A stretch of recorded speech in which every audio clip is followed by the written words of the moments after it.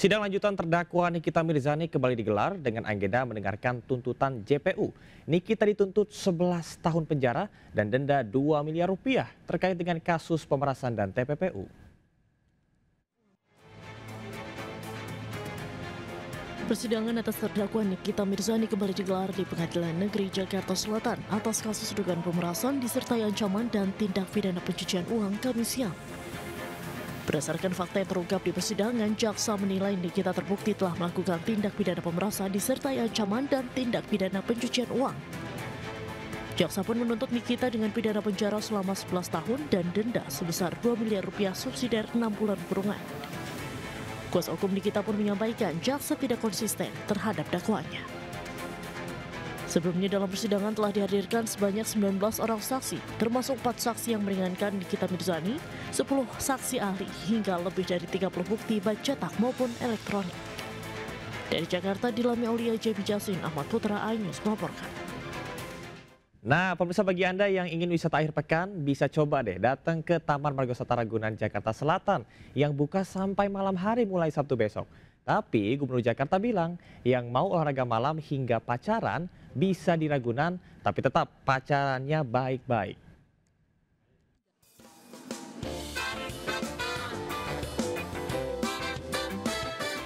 Siap-siap, Taman Margasatwa Ragunan Jakarta Selatan buka sampai malam pada Sabtu besok.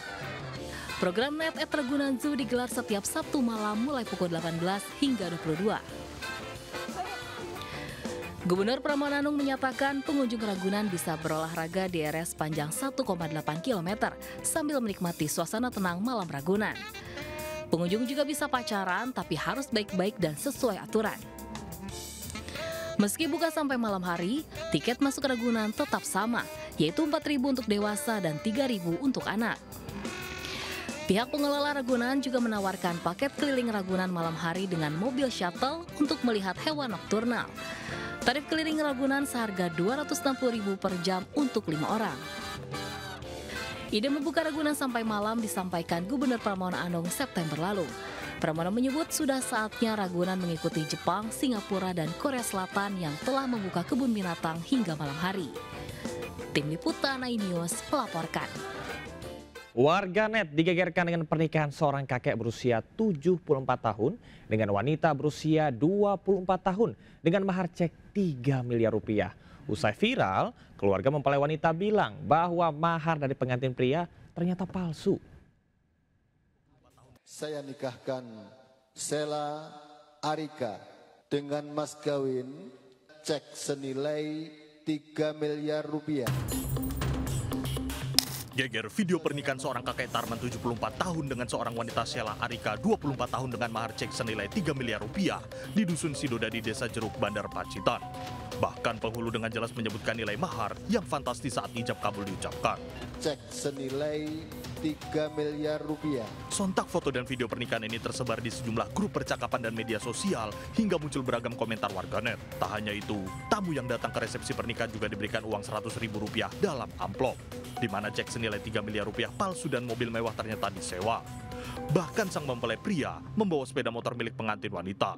Hal ini terungkap usai seorang warga yang merupakan kerabat mempelai wanita dengan membuat tayangan langsung melalui akun media sosial perihal sosok Tarman. Setelah rabi, beliau terindikasi ketahuan penipu karena banyak laporan ya dari sosmed dan lain-lain. Akhirnya keluarga percaya dan si Tarman karena CEO Tarman merasa terancam, akhirnya dia melarikan diri.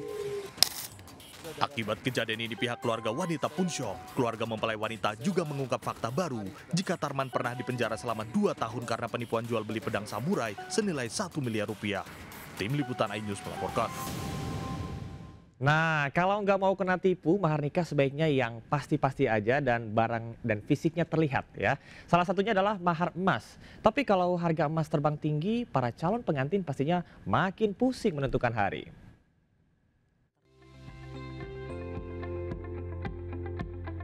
Harga emas terus terbang tinggi. Kemarin harga emas di situs Logam Mulia Antam mencapai Rp2.303 per gram dan lagi-lagi mencetak rekor tertinggi.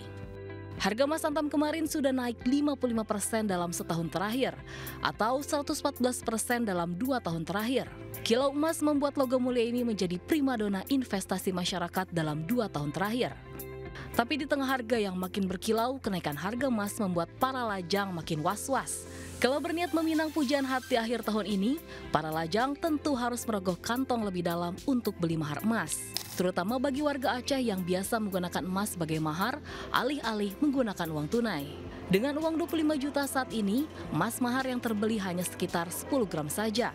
Ini berbeda jika menikah 2 tahun lalu, uang 25 juta masih bisa dapat emas mahar 25 gram. Ini bagi warga-warga anak-anak muda yang mau menikah, gimana? Agak sulit karena harga emas terus naik. Agak berat ya, berat bukan agak, emang berat. Ya, harga emas untuk mahar memang makin mahal. Tapi emas tentu bukan satu-satunya bentuk mahar pernikahan. Kalau sudah siap lahir batin, para lajang seharusnya tak perlu menunda pernikahan. Kalau Anda bagaimana? Tim Liputan iNews melaporkan. Pemirsa, berniat usir ular king cobra 4 meter yang akan masuk ke rumah seorang kakek di Sukabumi, Jawa Barat tewas. Jasadnya ditemukan tak jauh dari king cobra yang juga sudah tewas tertancap batang bambu.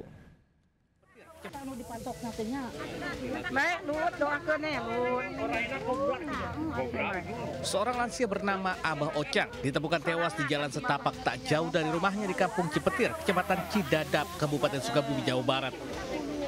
Sementara itu bangkai seekor ular king cobra ditemukan dengan kepala tertancap batang bambu. Ular sepanjang 4 meter itu diduga dibunuh korban saat bertarung dengannya di dalam rumah. Jasad pria berusia 73 tahun ini pertama kali ditemukan sudah tak bernyawa oleh seorang warga yang hendak pergi menjada pohon karet. Korban tewas di jalan setapak diduga saat akan meminta pertolongan kepada warga.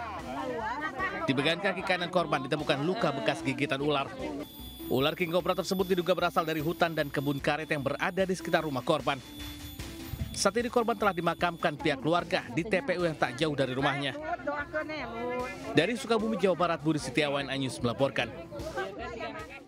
Pemirsa, terutama bagi Anda cat lover, pesona kucing sebagai hewan berbulu tidak terbantahkan.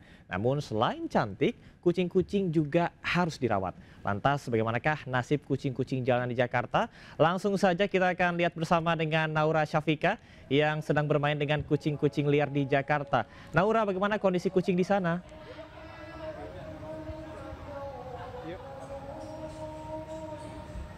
Ya, selamat siang Camar dan juga pemirsa dan pastinya cat lovers. Hari ini saya sedang berkunjung ke salah satu taman di Jakarta Selatan sambil membawa makanan kucing yang sudah disiapkan di atas mangkuk untuk melihat bagaimana sih kalau nasib kucing jalanan di sekitar Jakarta. Dan memang kalau misalnya kita lihat yang ada di sini, ini adalah salah satu kucing yang lagi bersantai di taman sini dan saya mau coba kasih makanan ke dia. Nah, langsung dimakan sama kucingnya, dan gak cuma satu doang, ada satu lagi.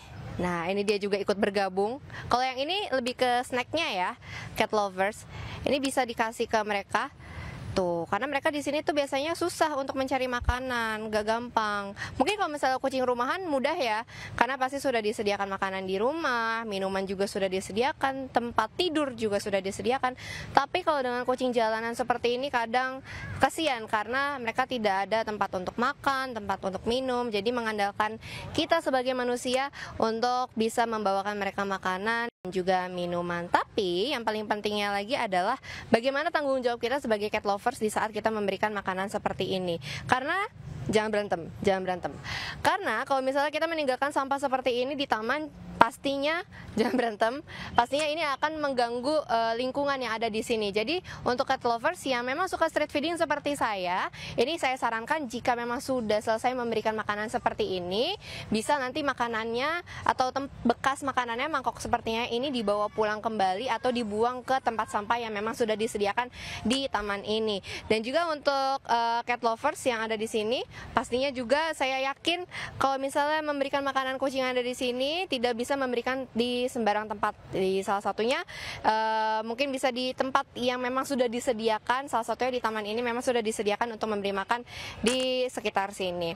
Dan juga seperti janji dari Gubernur DKI Jakarta yaitu Pramono Anung memang juga sudah menjanjikan bahwa memang Jakarta ini akan menjadi kota yang ramah hewan. Salah satunya adalah dengan memberikan sterilisasi massal kepada lebih dari 2.000 kucing jalanan yang ada di Jakarta. Dan salah satunya yang jika kita bisa lihat di sini, ini adalah salah satu kucing jalanan yang kalau kita lihat dari kupingnya atau dari ear tipnya ini dia sudah disteril, menunjukkan sudah disteril. Namun memang ada beberapa kucing jalanan yang masih belum mendapatkan sterilisasi sehingga masih ditunggu untuk program dari Jakarta Kota Ramah Hewan yang dijanjikan oleh Pramono Anung. Dan pastinya dengan adanya steril massal seperti ini dapat mengendalikan populasi kucing jalanan atau kucing liar supaya tidak lebih banyak lagi, tidak lebih membludak lagi, dan juga pastinya memberikan kesehatan dan hidup yang lebih panjang untuk kucing jalanan yang ada di sini. Sementara itu, Camar. Baik, Naura, saya semakin yakin kamu adalah wanita penyayang dan cat lover sejati ya. Terima kasih, Naura. Pemirsa, Jakarta yang kian hari kian penuh dengan kucing liar. Perawatan kucing liar saat ini sangat dibutuhkan agar tak berubah dari hewan menggemaskan menjadi pembawa masalah lingkungan.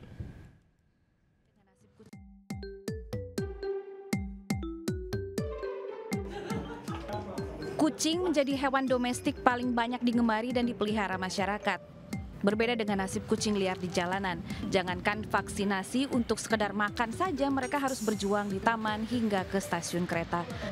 Atau berharap belas kasihan dari cat lover yang mengulurkan mereka makanan kering atau basah. Di Jakarta, DKPKP mencatat sekitar 754.400 kucing liar berjuang untuk hidup.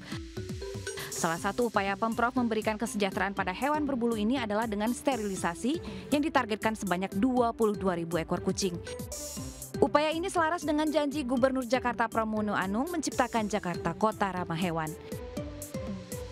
Tidak hanya itu, upaya lain mengendalikan populasi kucing liar yaitu kerjasama Pemprov dengan komunitas pecinta hewan melalui program sterilisasi massal.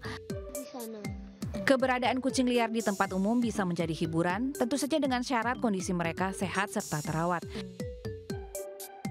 Namun ketika populasi hewan berbulu ini semakin tak terkendali, maka akan berdampak pada lingkungan, bahkan dianggap sebagai hama.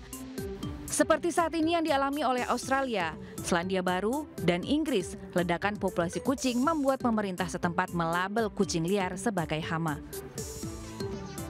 Peduli pada kucing liar sebaiknya diiringi dengan upaya memberikan mereka kehidupan layak, steril, lalu lepaskan ke asalnya, beri makan secukupnya, dan pastikan lingkungan kota tetap bersih tanpa kehilangan suara meong di setiap sudut. Tim Liputan iNews melaporkan.